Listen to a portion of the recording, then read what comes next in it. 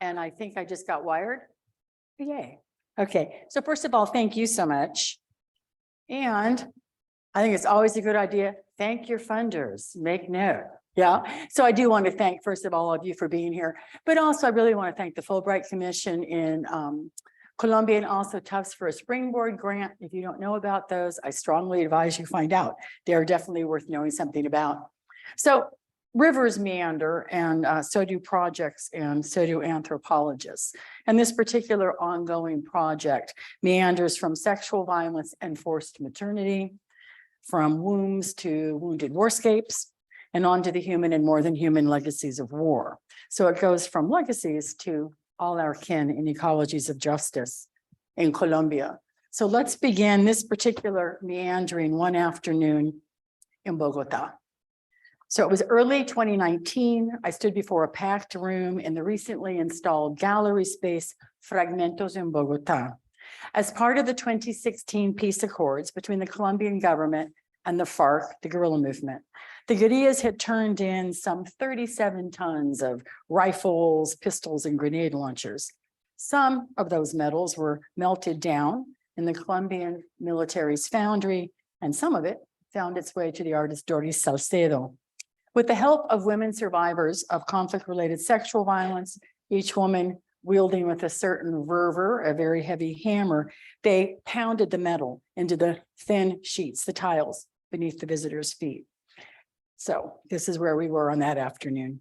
So the audience included an interesting mix of NGO representative, human rights activists, lawyers working within the transitional justice process, doctors from the Ministry of Health, journalists, and an undetermined number of rape survivors. So I began my talk challenging conceptions, children born of wartime rape. And as I scanned the audience, I noticed some women were looking at me with a particular intensity. So first we heard from Angela, a young Afro-Colombian woman who had been raped by a lighter-skinned member of the FARC. She lived in a small town and decided she wasn't going to tell anyone, not her boyfriend, not even her mother, what had happened. Then the waiting began. 1 week, 1 month, 2 months, 6 weeks, she still hadn't had her period. So she hid her swelling belly as best she could, and she prayed. Every day I prayed to God, please let this baby be Black. Please, God. Well, her prayers were not answered. She gave birth to a white baby boy. Everyone knew and everyone gossiped until she finally left her small town for the city. Her son is grown now and has been a source of comfort to her. She loves him. Even so, she lamented the life she hadn't led. As an adolescent, she'd planned to study hard, choose her career. Those plans were thwarted by rape and forced maternity. There was another woman who then stood up, and she was born as a result of her mother's rape. She'd been raped by paramilitaries, the woman who stood up, when she was lured into a field with promises of food. Gnawing hunger gave way to nausea. She barely ate during her pregnancy, revulsed by her changing body. Her mother was there when she gave birth, urging her, nurse the baby, mija. What fault could a baby have? She refused, but somehow her shirt fell open when she slept, and the baby latched onto her breast and began to suckle. I can't explain it, she added, but once that baby began to nurse, she was mine, and I couldn't help it. I just loved her. And yet another woman stood up. This took on a testimonial, went on for about 2 hours. Another woman asked for the microphone, which she held in one hand so she could unwind a wad of tissue with the other. She began sobbing and the whole room went silent. So she'd been brutally raped as an adolescent and had told no one, fearful she'd be blamed for what had happened to her. I hope you notice a recurrent thread in all of these stories. With time, her swelling abdomen gave her secret away. I didn't know anything about abortions. I didn't know what to do. So I started jumping off chairs over and over, landing on my stomach. I'd jump and I'd jump. I hoped I'd kill it. She paused, trying not to cry. She said, it just was so disgusting to me. Well, with time, her mother convinced her, have the baby and breastfeed the baby, which magnified her disgust. For her, she was once again lending her body to reproductive labor that she didn't want for a baby she wished had never been born. So she sees this young man now from time to time, but she said it doesn't give her any comfort. Everyone's always noticed how short-tempered he is. He's just aggressive. He's really angry. I don't know what's wrong with him. He's just like that. Everyone knows he's not normal. I don't know. Something's wrong, must be genetic.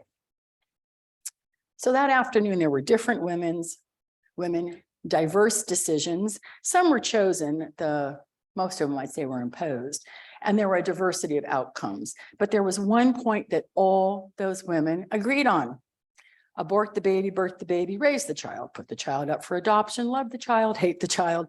No importa lo que pase, todo el mundo echa la culpa a la madre. Doesn't matter what happens. Everybody blames the mother, right? So those conversations triggered all sorts of memories for me as well. I have been working with women on questions of sexual and gender-based violence for longer than some of you have been eating pizza your whole life. I don't know, long time. And I found myself really haunted by what these women were saying. And I felt like I needed to do something more than feel bad about it, something more than be empathetic. I felt like I needed to start thinking, how can we elaborate a more compassionate interdisciplinary research agenda around sexual assault survivors and the children that many of them will bear? And I wanted to contribute to an explicitly feminist recognition of the human and more than human legacies of armed conflict. So time permitting, my talk will unfold. I think of them sort of as concentric circles. I want to think about reproductive environments in the plural. I want to look beyond human exceptionalism to consider all of our kin. Who and what is a casualty of war and how do we calculate that? And finally, let's think a bit about entanglements and vocabularies of repair, redress, and hope. Now, as I've mentioned, the amount of mom blaming in this world is never to be underestimated. There are such hegemonic maternal scripts. I'm happy to discuss that further if it's of interest to you. When we think about the normative expectations that are placed on women, they're really quite a burden, not just for women who have been raped and forced to have kids, but under any circumstances, being a good enough mother, performing good enough motherhood can be very oppressive. There's very little room for ambivalence, fear, those moments when you're thinking, if the baby cries one more minute, I shall pull hair from head, right? There's not a lot of room to talk about those kinds of things. So again, I wanted to think, that's in the best of cases, but what about the women I work with, right? They've been made into maternal environments under conditions that are frequently abhorrent and brutal. And at some point to expect them to enact good motherhood is to leave women holding up the entire sky.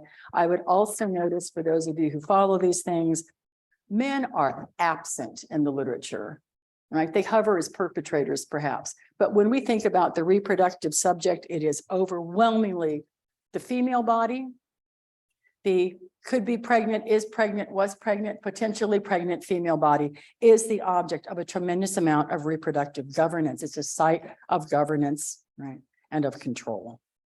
So here are some of the questions that are motivating me these days in this ongoing project. Where do we locate reproduction? Where do we think it happens? Who, what, and where is the reproductive subject? How do we define reproductive violence? What does it consist of? How might we respond to the human and more than human legacies of armed conflict? And what are some vital components of multi-species justice? So those are some of the concentric circles I hope to explore today.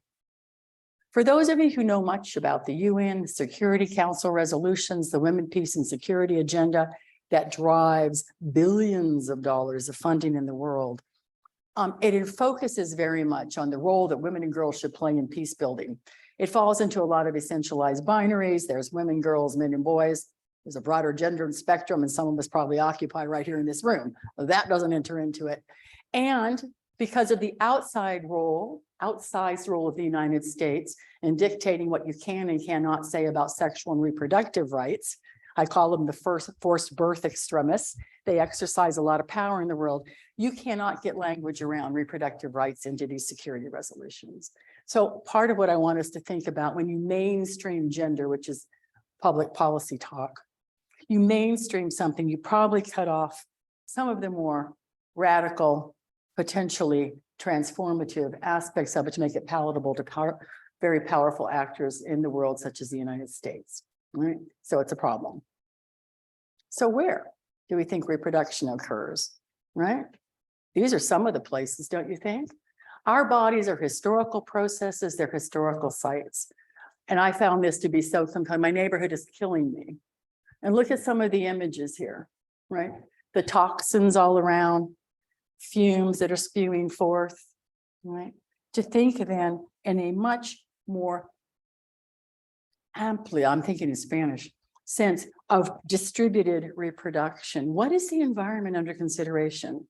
What about a political ecology of procreative labor? The maternal environment is a very complex intergenerational set of physiological, social, and political economic processes. It's not something that just occurs in here. I want to think about reproductive environments in a much broader sense, so we can move beyond what I refer to as uterine myopia, so we can begin to understand how what's out there gets in here into our bodies and under the skin. So let's think about all the other actors involved in reproduction, right? Broader cast of characters. I'll say something. I think if I push this, the technical form is that this little green thingy. The little green thingy. You can see illegal gold mining in Colombia. I'll come back and say a lot more about that.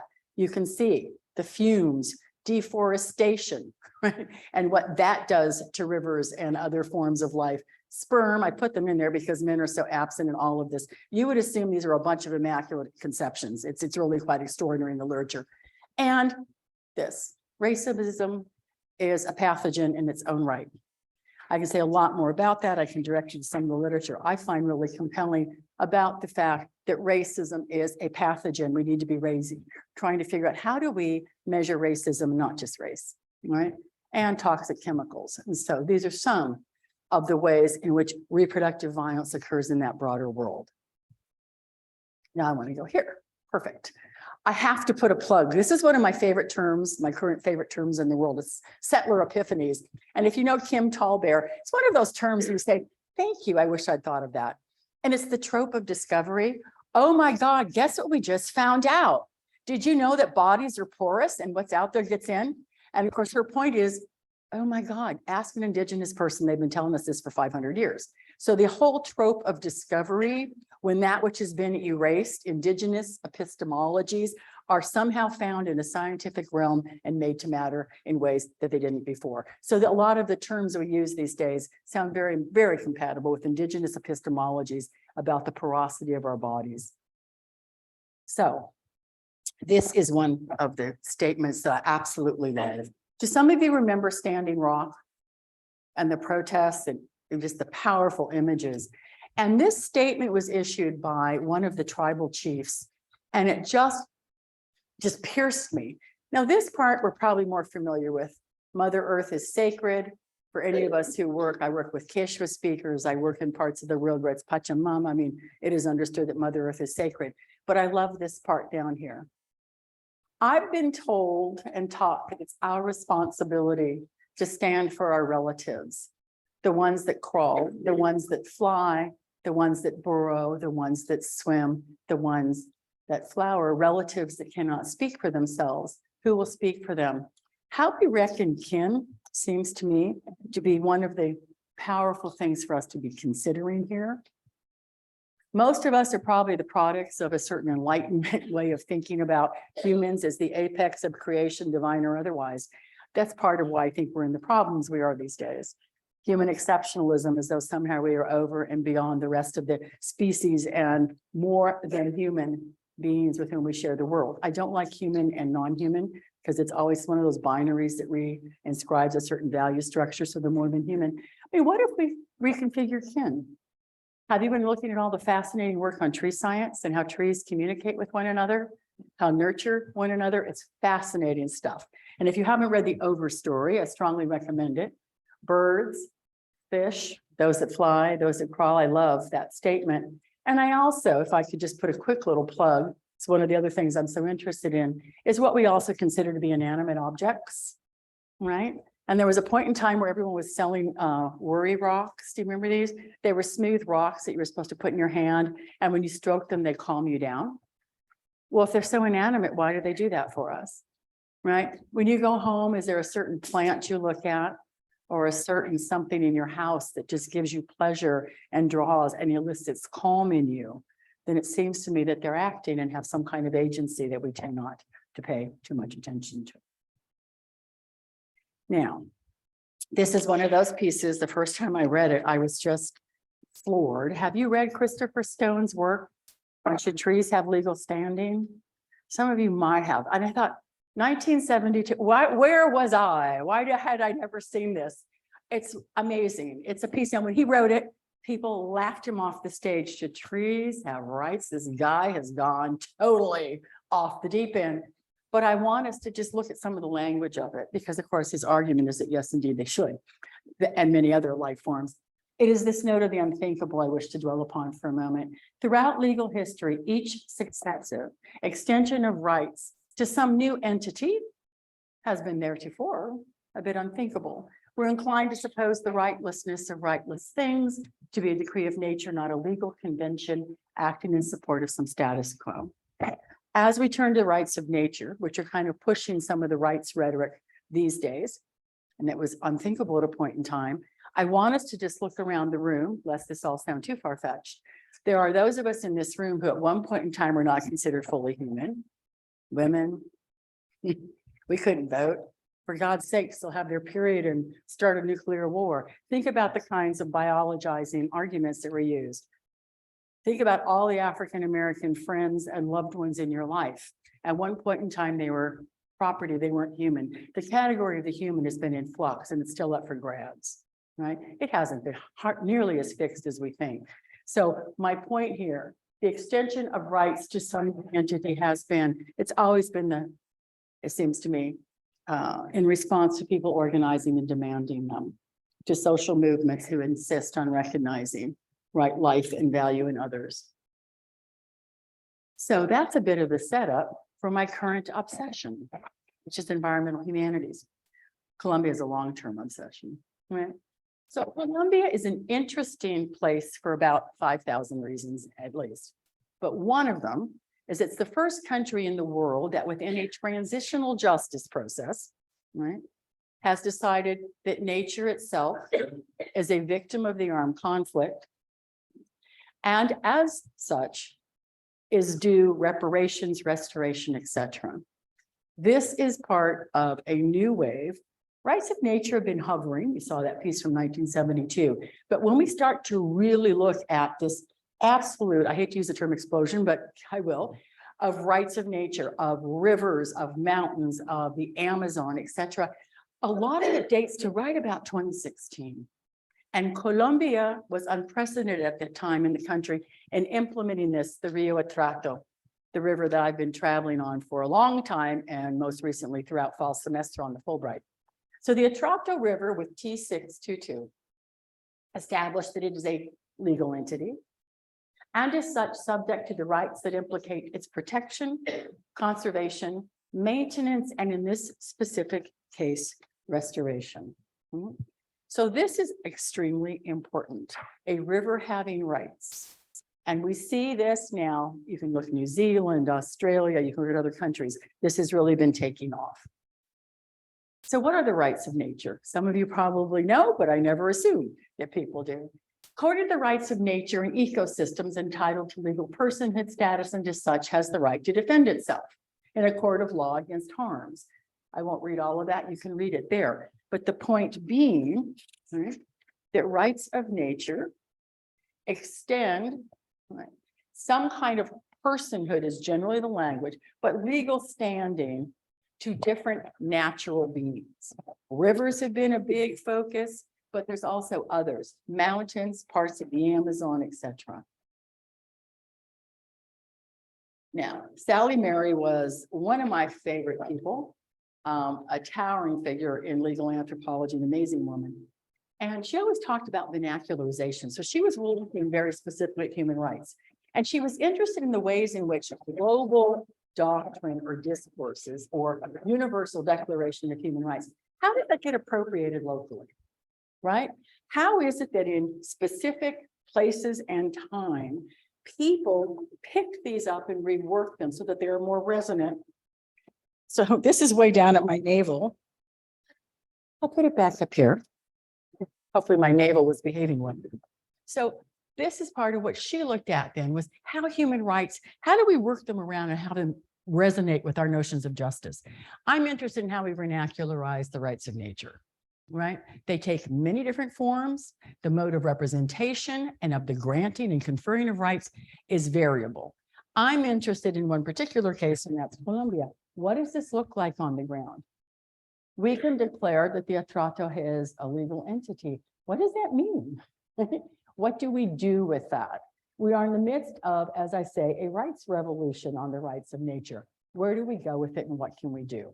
So I have been looking at the vernacularization, if you will, of one river, and that's the Atrato in Colombia. And it's beautiful. And there it is. So what they have been using is the idea, very much, the Constitutional Court and the Special Jurisdiction for Peace, for those of you who know Colombia, is biocultural rights. And with this term, what they're trying to capture, and I'm quoting from their findings, is the absolute intrinsic involvement of humans in the more than human world, that we are intricately involved in the natural world out there. And with biocultural rights, they're trying to enshrine that in a variety of ways. Right? So biocultural rights has been one of the ways in which they're pushing what we might call ecological jurisprudence in Colombia. And Colombia is now at the forefront. There have been, since this initial ruling, so many other rulings have now come to be as well. So this is the Atrato, a river of place. Okay, now let's look a little bit at this. I want to remain optimistic because it's my nature, and I think you have to stay optimistic these days. I also think we need to look at some of the possibilities, but also some of the limitations of this thinking. So you may know Stacy Alimo's wonderful work on exposure and others, but she talked about the blue humanities, rivers, oceans, lakes, things of this sort, and ecological jurisprudence. So we've seen, right, the Colombian Constitution at court. So the Atrato is un entidad sujeto de derechos. The court recognized that, and this is important, the court recognized that Indigenous and Afro-Colombian communities consider the river an ancestor or spiritual being that gives them his life. Biocultural rights, again, recognizing the profound unity between nature and the human species. The ruling established a collaborative governance model, including the appointment of river guardians. I'll say more about them. It's really interesting stuff. I want us to think about the ontological premises. And by this, I mean, what is it that we believe infuses this, right? Is it because we can't live without water, so we think water should have some rain? Is it because we can't live without that mountain? Because is that the ontological premise? Is the premise that there's a sanctity to all life forms, regardless of whether or not human beings use them? So there's different ontological premises. Now you've seen right here, Indigenous and Afro-Colombian communities consider the river a spiritual being, an ancestor. I want to flag this in a moment. Okay, where is it? Oh my gosh, did my hark, a PowerPoint has gone missing. Who's read Evans Pritchard? Oh, and I knew you would raise your hand. So over here in the nerd quarter, Alex, what is witchcraft and the Azandi all about? Tell the audience. Witchcraft makes sense, perfect cultural sense to accomplish things and create social order in a particular context. Great. Did you hear that? It's a wonderful book because of the appendices. I always say, if you haven't read the appendices of this book on the Azande, that's where he puts all the stuff that doesn't fit. Because as you find out, this ever so reasonable, sensitive, he's a Victorian gentleman, sitting with his pith helmet. He's going to go study those people over there. And what's fabulous is in the appendix is where he puts all the stuff that didn't make sense. He saw witches. Oh God. But he doesn't want to be accused of going native. So he puts it in the appendix. But the point of the book was at the height of the rationality debates in anthropology. Do we think primitive people can reason? No, only Victorian gentlemen can do that. Are you sure? They have frontal lobes. I mean, this was kind of the debate. I'm being a little facetious, not too much. But the whole idea was that the rationality is a measure or mismeasure of man. So what he sets out to do, and he does in a very convincing way, is prove The Azandi are completely reasonable. Witches do things. Witches mean that that thing falls on you, I hope it doesn't, and not you, witches. But there's the fatal flaw. We don't want to hurt their feelings because liberal tolerance makes us feel better about ourselves, so we don't make fun of people. But there's no witches, so there's a fatal flaw in their reasoning. But other than that, they're just like us. What gets bracketed there? Right? Wink, wink, wink. We know, we know, where's my, I'm trying to go backwards, it's not working very well. Anyway, we know the rivers aren't really ancestors. We know they aren't, but they think they are. I want us to look at the ontological premises that get inscribed in the language of the ruling, right? It's, they have a special relationship with nature. We don't, of course, but they do. And because liberal tolerance makes us feel better about ourselves, we shall not make fun, right? I want us to think about the real limits of liberal tolerance. So they have a special relationship. I want us to always be thinking about the language of these. There are other rulings in Colombia. When the river, Magdalena, runs through urban areas, what do you suppose the ontological premise is? Is all this warm and fuzzy stuff about ancestors we don't make fun? No, it's because without the water of the Magdalena, future generations of human beings won't survive.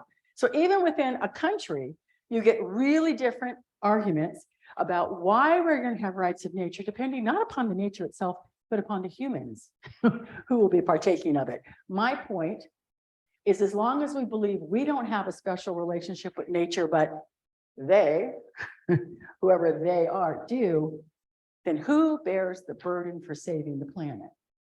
And I'll come back around to how dangerous a task that is. These are the river guardians. So you have a collaborative model. You have a river guardian that's appointed to represent the Colombian state. There's a technical advisory board, local universities that are participating in doing some of the studies that I will cite today. And initially, they were going to have a river guardian. They're very much looking at the Wanganui River, for those of you who know some of the more New Zealand, Australia kind of cases. Well, they were going to have a river guardian, but the river guardian, but wait a moment. This is a 416-mile long river. There's all sorts of people who live here, very diverse. There's little tiny shacks of, 4 shacks, and that's a town. And then you have Quibdó, which is a metropolis. How are you going to have a river guardian? So a number of the very active organizations, Indigenous, Afro-Colombian, and peasant, which is another category we could talk about, they said, all of us want to be represented. So the 7 largest organizations said we want 2 each, a man and a woman. So there are 14 river guardians, and I've had a chance to interview a number of them, and I'm happy to talk more about that. Together, they came up with the action plan to decontaminate the Atrato. So you get the ruling, and then you have to figure out, okay, get everything together and organize ourselves to do something. The really important part, and I was told, listen to this before you go, and people were right. On the list of things they hope to accomplish, there's the ever so tricky number 6. To formulate and implement an action plan to neutralize and definitively eradicate illegal mining in the Atrato and its tributaries in Chocó. So hold on to that. It doesn't come first in the list, but they snuck it in there. Okay, so they are going to try to definitively eradicate illegal mining. And it's gold mining. And I'll come back around to how difficult that's going to be in a few minutes. Okay, all of this again is very much framed in Enfoque Territorial. Do any of you know Colombia? Okay, I'm going to skip this stuff. But I do want us, when we start talking about these things, I want you to notice the demographics of the faces that appear. Those folks that I told you about earlier that have that special relationship, the othering, the orientalizing, to use Said's language.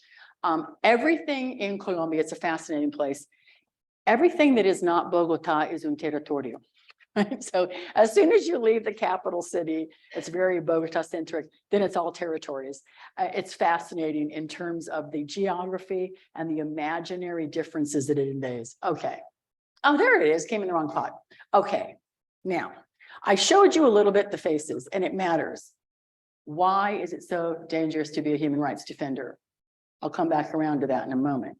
Okay, so There we had it. I knew it was there somewhere. All right. I've already asked in a rhetorical vein. So who bears the burden of saving this planet is something I think that we should ask ourselves. Latin American countries with the highest number of killing of human rights defenders and environmental defenders, you'll notice, is Colombia. As I stand here right now, there are people being killed for trying to defend the Atrato, defend their farms, defending whatever they're trying to defend. It is extremely dangerous to be a human rights and or environmental activist in many parts of the world. And it causes me a particular pain that Latin America is one of the most dangerous and Colombia is the worst, right? Dangerous activism, that's from the UN Special Rapporteur on the environment. And as he noted, and this is so important. Oh, I'm supposed to face this way, hard. I've got to face my lapel here. Their tireless work, but the important point, murder is not the only way that they are persecuted. For everyone murdered, there are between 20 and 100 more harassed, et cetera, et cetera. There's also really important is sued for defamation. We can say more about the really perverse use of law in some of these contexts where the people that are protesting, for instance, the mega project and the multinational are accused of libel and of making false accusations. And then you have poor people now having to defend themselves. The point for everyone murdered, there is such an underreporting of homicide because of the population at hand. If you are a rural peasant in many parts of the world, your death will not go recorded. Right? That's how life works. There's a hierarchy both of life and of death. So for each one reported, who knows how many people have actually been killed? Those numbers don't get registered. There's also horrific complicity with many of the governments in the countries where I work. Most dangerous region in the world for environmental and land defenders. 60% of all murders occur in Colombia. This is Colombia of today. This is post-peace accord, laying down of weapons, etc. Right? I'll say more about it. So I now want to go to Chocó. This is where I've spent a long time, and it's where I was during fall semester. I'm traveling the Atrato because I wanted to see how you vernacularized. Now, notice Chocó, right there, it's in red on the coast of Colombia. Now, let's flesh out what we know about Chocó. First of all, I didn't translate everything, and I apologize, but the demographics. Okay, whites, which is a structural category, 5%. Afro-Colombian, 82%. Indigenous, 12%. I want you to fix on the demographics of who lives in this place of Chocó. Very high density of Afro-Colombians and of Indigenous folks. The abundance of Chocó, right? It's the only department in Colombia with coastline on the Pacific and Atlantic Oceans. It's the only department that borders Panama. It's home to, highest rainfall, for which I can vouch. It rains, it always vies for one or two of the rainiest places on the planet. And it's amazing. It's every day you have rain. And it's known for its absolute rich biodiversity. In other words, Chocó is a really rich territory for all those reasons and probably a few I haven't named. Now I gotta get my pointer. And it is the poorest province in Colombia. One is left to ponder. What are the extractive logics vis-a-vis this part of the country, right? It's got gold, it's got water in abundance, the diverse, and it is the poorest in terms of quality of life for the human beings who live in the region. Okay, so let's go to the Atrato. And here we are, this absolutely massive river that does inspire a certain awe when you travel on it. So it's one of the longest rivers in Colombia, arguably the most polluted. Its winding pathway begins very high in the Western Andes mountain range, where it makes a very steep descent into the Gulf of Urabá, ultimately into the ocean. That sinuous path connects all sorts of beings, from blades of grass to aquatic birds, from Trachemus medimi turtles to human toddlers, from paramilitaries to guerrillas to displaced civilians. Stretches of the river have been dredged, contaminated by large-scale mining, deforested by illegal logging activities. Other stretches have been burnt out, bombed by the various armed actors for whom the land and the water has value. The inhabitants considered cheap labor at best and human surplus at worst. Diversity along the river. Who governs here? So this is right after you cross the Gulf of Urabá. These are the only 3 photos I took. We can say something about that perhaps. I was told, put your camera away. They, los actores, you don't name the dangerous act, los actores, we're all actors, but not those kind of actors. Los actores will take your phone if you take photos. So I stopped taking photos. This is right when you get to the mouth of the Atrato, right as you start to go up the river. Who governs here? You have no doubt when you know what the graffiti refers to, the Autodefensas Gaitanistas de Colombia. Ostensibly, the paramilitary is demobilized. That's another wink, wink. This is one of the reconfigured paramilitary organizations, the AGC. Everything that moves on this river, they have some role in it, whether it's gold, whether it's logging, and lots of drugs that go out. Remember, you have an exit out to the sea. They control. It was really quite extraordinary. I was teaching via Zoom, and I thought I brought more technology with me. If you know me, I'm not technologically inclined, than I ever had, multiple computers and hots. But they just decide, to use the language, ellos, that you don't have internet for today. They don't want you to. And then they turn off the cell phones. They control that level of activity. I mean, they are capable of shutting down the internet when they want to scare people, turning off cell phones, blocking completely all movement on the river. So this is a powerful group, and people have a lot of good reasons to be afraid of them. I would parenthetically add the wrongheadedness of anti-drug policy. When I first started working here 20 years ago, this was not a coca growing region. There wasn't coca. There is now. Right? Part of the deforestation is because they're now forcing people to plant coca. And for those of you who know Colombia, you know, part of taking out all the landmines was part of the peace accord with the FARC. The FARC were to go out and take out the landmines that are also part of the contamination all over and dangerous. There's a whole new round of landmines being embedded to protect the coca crops. So this region is so troubled.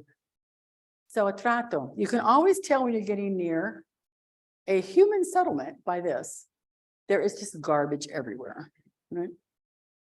You always know this is right outside of Bahia de Vigía. And you, must be arriving in town. And you just start to see masses of plastic that have accumulated. People along the river say, hey, it's a botadero, you know, it's a dump ground.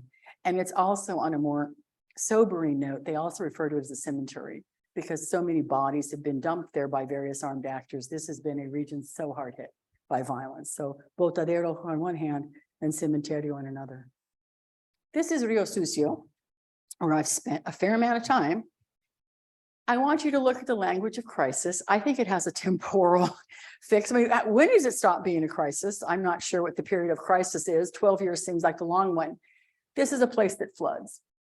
The sedimentation from the deforestation has radically shifted the nature of the river. The river is lacking the kind of profundity it used to have, which has all sorts of effects. Flooding is a real problem. Look at this place, right? This is Rio Sucio. See these planks? If you're lucky, they're about 10 inches wide. If you're not, they're 5 and they're crooked. Underneath all the homes, all of these wooden planks, all of the establishments is raw sewage, right? You walk on the planks and you really don't want to fall because it smells so bad, right? This is Rio Sucio. 12 years later, this is not the absent state. Let's not fall into that fantasy. This isn't an absent state, it's an indifferent state. There's military all over the place. It's not absent, it's indifferent. I think that's an important point, right? Women balancing kids on both hips, you know, and so what do you do in this river, that raw sewage I showed you? You defecate, urinate, wash your clothes, wash your babies, drink the water. That's what you do in the river, right? No sewage system. There's no garbage collection. Think about where you live, right? Do you have your recycling bin and your garbage bin?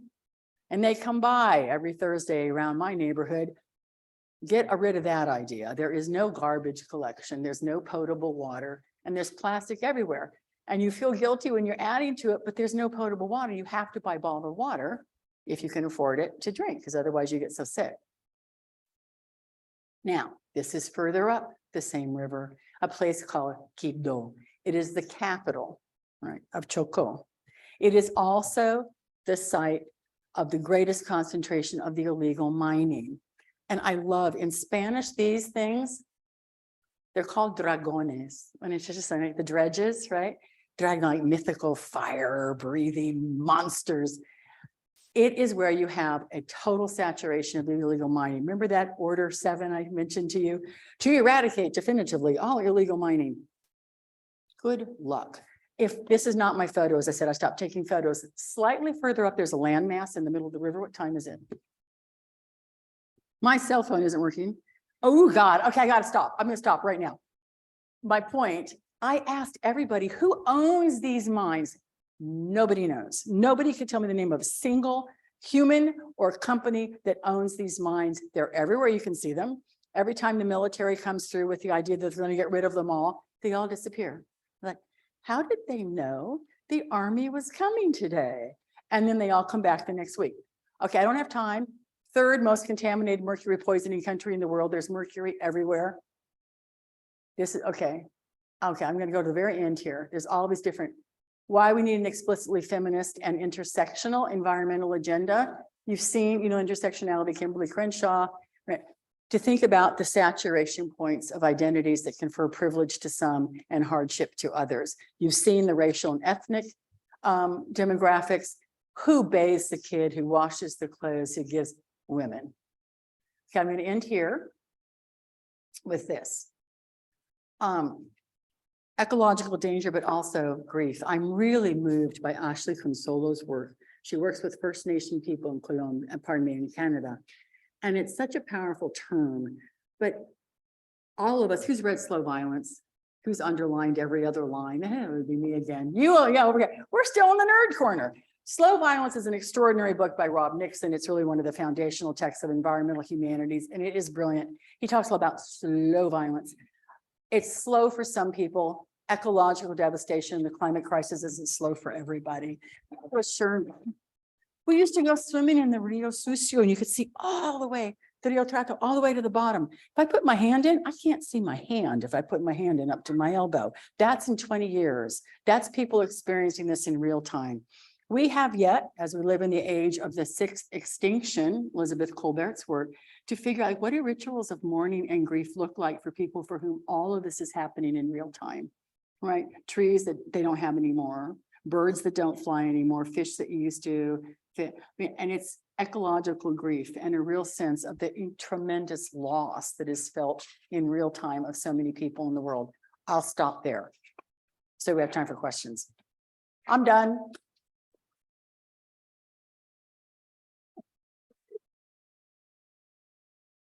And I really do welcome questions because this is ongoing and it helps me think more about what I'm doing. As people gather some thoughts, I'll ask a first question. And it's one I've started to get from my students teaching around similar issues, especially around rights of nature.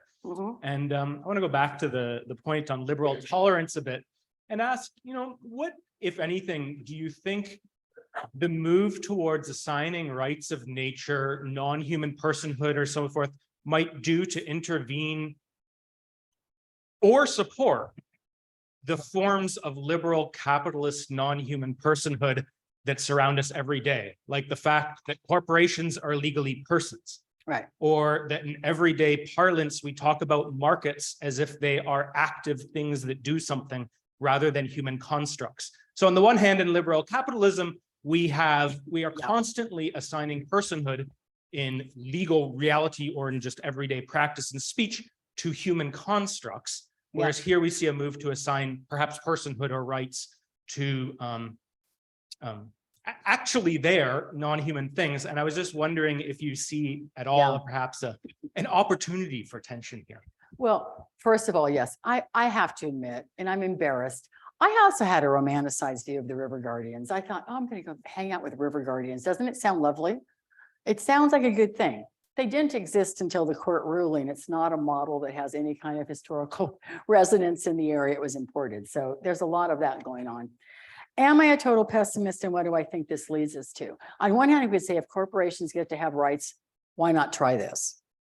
I would like to think that it's too early to know exactly where this will lead. It seems like the treaties don't work, the conventions don't work. You know, there's all the gaps in between. We seem incapable of stopping what is happening all around us in terms of the climate crisis. Could this possibly be a new way to leverage and open up some possibilities? Because people always ask me, do these work? Well, if you'd asked in 1954, you know, did we think human rights and the Universal Declaration, has it done it? I think we all would have shrugged. These are new. I don't know. Can they be co-opted? Show me something that can't be. For the folks along the river for whom this is a dump, these are people who live there dumping all that stuff. There's several things. One, when I show you the images, I hope I'll get into your question.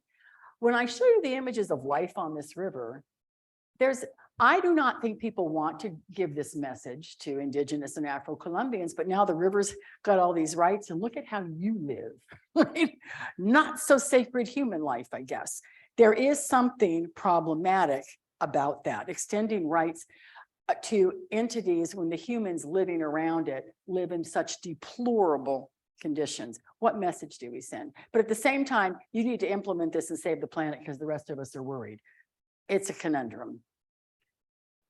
Most folks along the river have no idea that there is this sentence. Part of what the River Guardians are doing now is this big pedagogical project. This was not a response to a massive social movement. The river, no, it was not. It was judicial activism. And in Colombia, you have a particularly activist judiciary. And at different points in time, I would say, thank goodness, because you've had such conservative other branches of the government. So my point here, when most people hear about this and the pedagogical project of the River Guardians, well, maybe it's a way to get the state to do something, right? Trying to get the state to come here. Maybe you're not going to clean it all up for us humans. Maybe we can use this and the state will actually come here and do something. I don't feel that we can just chalk this up to yet another neoliberal machination, because I think it assumes a kind of control that can escape, I hope. So as people begin organizing, it is my hope that there are ways to think about the possibilities this opens up, but to always be very cautious. I mean, the peace package in Colombia's neoliberal peace package, private property and everything is enshrined. I choose to remain optimistic, and this is the final reason why, is because the people along the river do. I don't know why. I mean, if you think about everything they've seen, I don't know why people are, but now they've got a recycling project. The women want Fletcher students to come and help them figure out how to do a recycling project. I figure we could do something. I see possibilities, but I also understand the underlying logic is troubling. I don't know if I answer your question well. I'm not willing to say this stuff is a bunch of nonsense yet, because I don't know.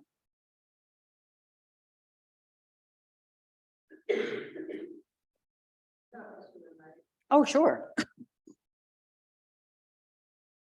Thank you for your talk, by the way. It's a lot to think about.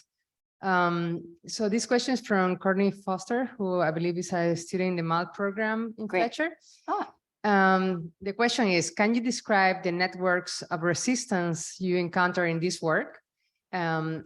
I guess they are looking at a similar situation of mining and deforestation in the DRC. And they say, I was very struck in learning about the active local work of people rising up against these violent structures, demonstrating agency that so often gets minimized in narratives. So I guess, can you comment on the networks against these movements? Sure. No, thank you so much for the question. So on one hand, was this a response to social movement protests demanding for the river? No. But once people start to find out about it, folks are smart and savvy. They've been organized. That's how you got Afro-Colombian land titles and Indigenous land titles. So this is a long history of organization and demands. And people figuring out what is the latest potential opportunity to get something done here. So for instance, there is a women's network at the level of all Chocó. This is the one, they want the recycling project. Because it's also thinking like, what are the parameters of the possible in a situation like this? DRC might be similar. They can't really take on the paramilitaries, right? It's not going to end well. They can't, the illegal mining, which is part of the paramilitaries and who sponsors them, the deforestation, I could say a lot more about that. What are the parameters of the possible things that you might be able to do to improve things in such a dangerous context? Recycling, they're getting the land, they're looking at how you get the machines, they want some help with technical. This is an active and vibrant community. These are all people who were displaced. They're all displaced from the violence, right? These are people who've had to remake community and networks over and over again. Women with soup kitchens to keep people fed, etc.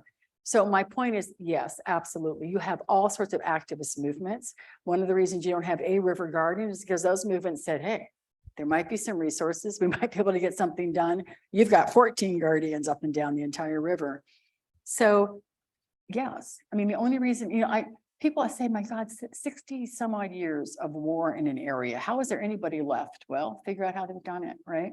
And so it's not to romanticize, because I don't like resilience. Resilience is not a term I use, but I can appreciate tenacity, and they sure have that. We can talk more about resilience. It's a term that just makes my spine crack, but I do like tenacity, and they have that in loads. And so that's why I think, that it may be that this is considered some kind of top-down thing. Well, that can escape control all the time. And if there's anyone wise enough to figure out how to do it, it'll be the women who've been organizing in Chocó since I first went there. There they are. They're still there.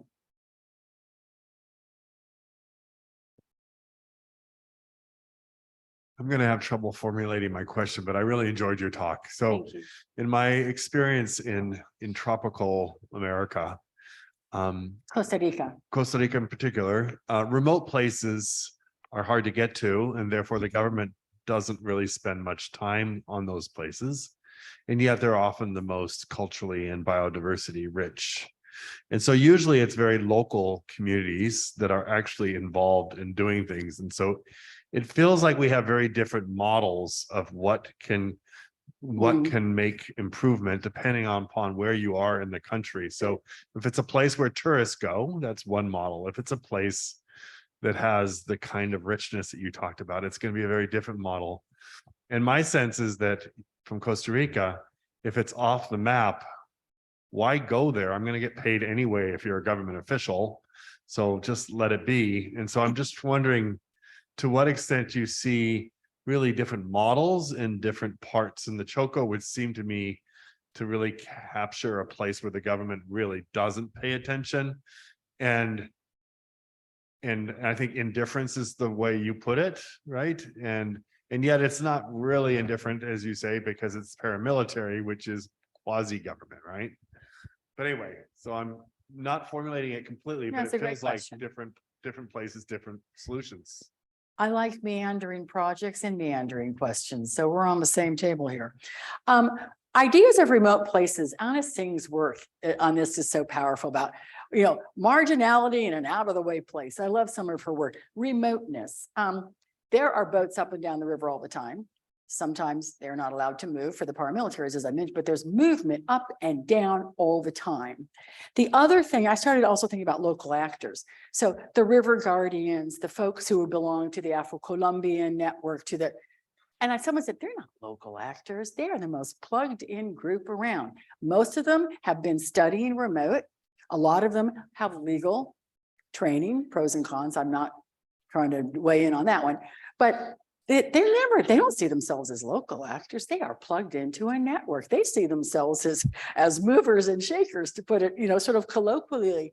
So that's also very interesting. All these people are really tied in to these networks. They'll talk about what's going on in La República Hermana de Ecuador. I mean, there are transnational movements going on around these issues. So what can make improvements? I mean, you're right.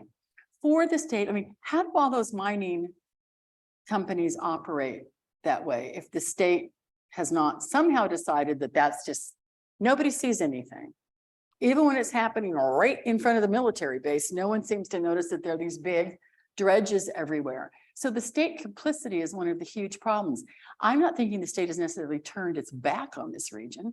It's following the same kind of extractive logic that got the region into the situation it's in. Even President Santos, who signed the peace accords, went on the record, a locomotor, the locomotive of development in this country will be mining. What? So the mining has been made wide open to multinationals. So the state complicity I see as one of the huge problems. They don't know. It's not like they don't know what's going on here. You wouldn't be able to get away with all of the machinations that go on there without some complicity. There's soldiers, there's checkpoints everywhere. You have to produce your documents all the time. It's not as though there's not, I mean, and there's the police who come marching through town on a regular basis. But nobody sees anything. Nobody has any idea. Well, haven't seen anything. It's really quite extraordinary. There's a term people use, hay que saber vivir acá. You need to know how to live here. What does that living entail? And it's this kind of a thing. So does that make sense? I don't know. I mean, I have a meandering answer to a meandering question on a meandering project, but I do think, you know, it is because I don't think we know yet what's going to happen. I don't know yet what's going to happen here. I'm just going to end us on a question, comment question. So I'm listening to your talk. I'm realizing I'm really quite challenged. You know, in my environmental anthropology class, my first reading is William Cronin's The Trouble with Wilderness, a kind of classic piece in the statement of environmental history that sort of argues that in the 1990s and the 1980s, we were really like practicing environmentalism in profoundly problematic ways, and that we are prioritizing untouched spaces for preservation while oftentimes turning a blind eye to other kinds of devastated places, or just kind of saying, okay, if we protect Yosemite or something, if we protect what is deemed wilderness, then we can allow other forms of ruination or quote unquote development to happen elsewhere. And then I'm listening to your talk and the history of the assignment of rights to this river, and I'm like, it's actually in some senses akin to what Cronin's calling for, except that I'm finding myself equally disturbed, right? It's like this river gets rights at the exact moment when it is just profoundly devastated, right? Almost to the sense that it almost needs to be devastated to get rights in a certain kind of liberal understanding, which seems to me equally, if not more so, disturbing. And I'm just, again, it's more of a comment than a question, as we say, but I'm just finding myself wondering, like, what's in between these two poles of either prioritizing purity or an entire politics that, you know, just kind of races to engage some of the most devastated places on Earth. Well, and I mean, I think it's a great comment question, because it also speaks to, I mean, the tropes of wilderness, as we all know, but also when purity is used to displace indigenous people because they're seen as a problem on these tracts of land. I mean, this is part of conservation gone awry as well, it seems to me, is when a territory, and then you need to get the people off of it because they're considered to be a threat to it. I mean, that's part of the ugly politics of all this, national parks and others. I don't want to end on a downer. Let's end on a positive note. Let's see. There must be something. No, I hear there's a million reasons to be preoccupied and worried about where all this is headed, but I'm sort of on the mind, God, let's try something different, right? I mean, let's try something. I mean, you know, for instance, the level of mercury poisoning in this, my friends who do studies of mercury, I mean, they all said we wouldn't eat anything that comes out of that river. Well, that's what people who live on the river eat 3 times a day. So the first thing you get as a baby is your mom's pulling some bones out of a fish and giving them to you, right? Mercury poisoning everywhere. Colombia is signed on to the treaty on the Minamata Treaty. They know about mercury. They know that it kills people. They've signed on the convention, doesn't matter. So we have all of these treaties and conventions, and yet we have this kind of havoc over and over again.